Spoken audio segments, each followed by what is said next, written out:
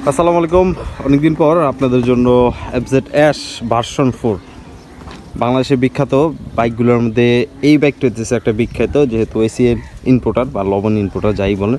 তো এইটার আজকে যে বিষয়টা নিয়ে বলার চেষ্টা করতেছি সেটা হইতেছে, আমি তো অনেক দেরি করে ভিডিওটি দেই।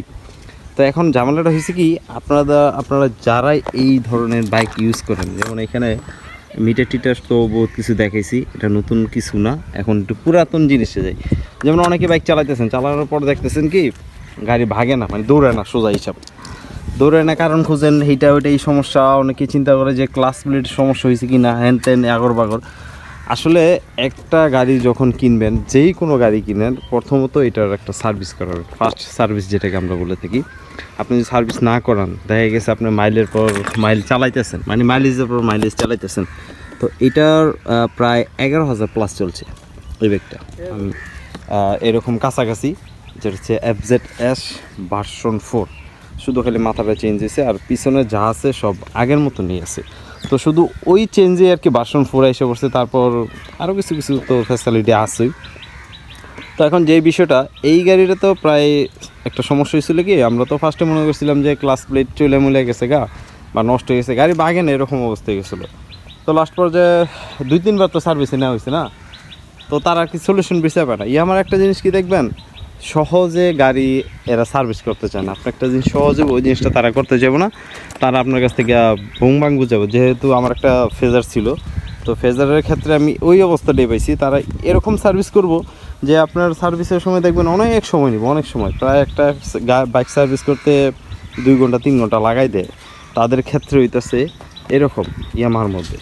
তো এটা আমরা 2-3 বার নিয়েছি, নেওয়ার পর এক পর্যায়ে বললো যে এটা ক্লাস প্লেট নাকি চলে গেছে। তো ক্লাস প্লেট চলে গেলে তো গাড়ি দেখা গেছে 60 বা 50 বা এরকম উঠবই না, গাড়ি তো বাঁকবই না, এক সময় 20-30-এ বাঁকবো। আমি যখন এটার একটু চেষ্টা করলাম, দেখলাম না, গাড়ি তো টান ওঠে প্রায় 80-90-100 কাছাকাছি, বা এর নিচেও দেখি টান উঠে যায়। তো আমার একটা সন্দেহ হলো যে আসলে না, এটা ক্লাস প্লেট যায় নাই।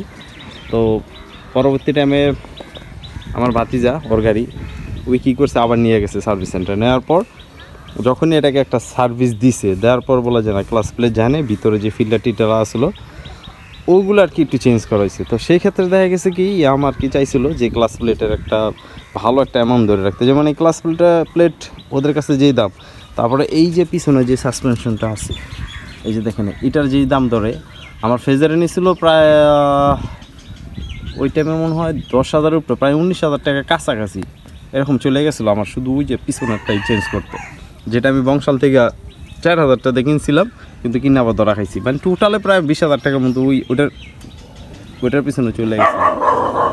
তো আপনারা কি করবেন, যখনই এই বাইকগুলো কিনবেন, অবশ্যই একটা ভালো সার্ভিস সেন্টারে যাবেন। আমার যে সার্ভিস সেন্টারগুলো আছে, আর চেষ্টা করবেন যেই মিস্ত্রি আছে, যিনি এই আপনার বাইকটি সার্ভিস করবে, তার সাথে একটু আলাপ আলোচনা করে একটু খাতির জমানো। খাতির করতে গেলে দেখা গেছে আপনাদের একটা সুবিধা হবে কি, তার কাছ থেকে আপনার একটা ভালো সার্ভিস নেবেন বা সাজেশন নেবেন। আর অবশ্যই মিস্ত্রির হাতে কিছু দরাই দিয়ে দেবেন, নাহলে কিন্তু মিস্ত্রি আপনার কথা মানে কোনোভাবেই বলবো না। তো এই হচ্ছে আমাদের লবণ কোম্পানির যে ব্যাগটা দেখালাম, লবণ না, বড় কোম্পানি। আমি একটা লিস্টে দেখছিলাম, আমাদের বাংলাদেশে হচ্ছে এই বাইকগুলো নিয়ে একটু লাফালাফি বেশি, কিন্তু অন্য দেশে খুবই কম, একেবারে বলা যায় অত লাফালাফি নাই। আর এগুলো বাংলাদেশের মধ্যে সেল হয়, যেগুলো ইন্ডিয়াতে সেল না হয় ওগুলো বাংলাদেশে ধরা দেওয়ানোর পরে আমাদের কিছু পাবলিক এসে হুরুমুস্তি হয়ে কিনে, এমন যে না কিনে উপায় নেই। তো তারা কী করে, ফাল পেরে কিনে পরে দেখা গেছে অনেকেই কিছুদিন চালায়, বেচে ফালায়, আবার অনেকে রাইখা দেয়। তো আজকের এই ছোটোখাটো বিষয় নিয়ে আপনাদের সাথে একটু আলোচনা করলাম। পরবর্তী টাইমে আরেকটা জিনিস দেখাবো, যেটাতে হইতেছে এটা অ্যাপসের একটা আপডেট নিয়ে আসছে, তো ওই ভিডিওগুলো আপনাদেরকে দেখাবো ইনশাল্লাহ। এখান থেকে আজকের ব্লগটা শেষ করি। আল্লাহ হাফেজ।